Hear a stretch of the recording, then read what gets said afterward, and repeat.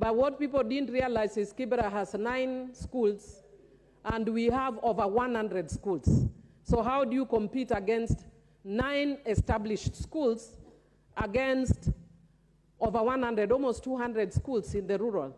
And then some of them don't even have schools. You're actually starting schools afresh. Like I've said here, one of the islands, I'm the one who built the first class ever, called Sukru Island.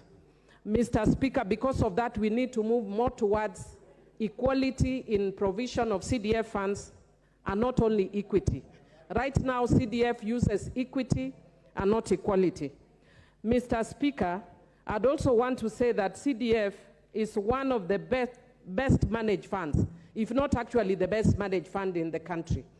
Mr. Speaker, again, members have spoken to the issue, and my chairman of budget has spoken to the issue of, I think CDF is actually audited by 3 auditors. And Mr. Speaker, I usually find it laughable when I hear people saying that CDF is the pocket change of a member of parliament. If it was actually pocket change, with a very enlightened populace, you are not likely to come back. You'll never be elected if CDF was actually pocket change. What I want to encourage, there's a team that was actually doing a report on proposed amendment to the Constitution.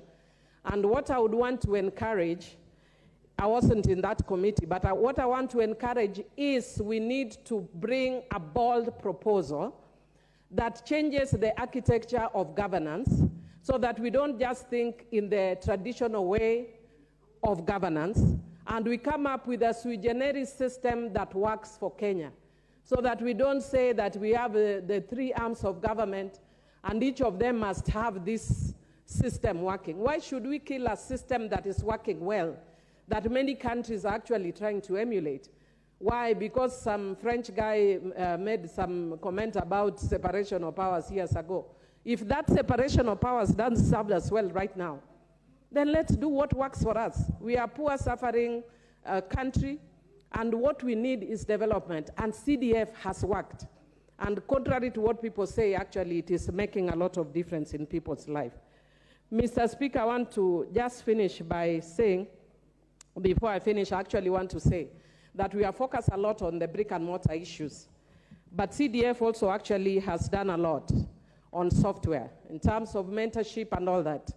Suba North, we are just about to launch 2 books for our high school students and for university students and our program Mawina, which is a mentorship program for students. It's both scholarship and mentorship program that helps produce professionals within the constituency. So it's not just about brick and mortar. I'm just regretting, Mr. Speaker, that I wish CDF had taken on a lot more in terms of responsibility and taken away some of the responsibility from the county government constitutionally, because a lot of the county governments have failed us.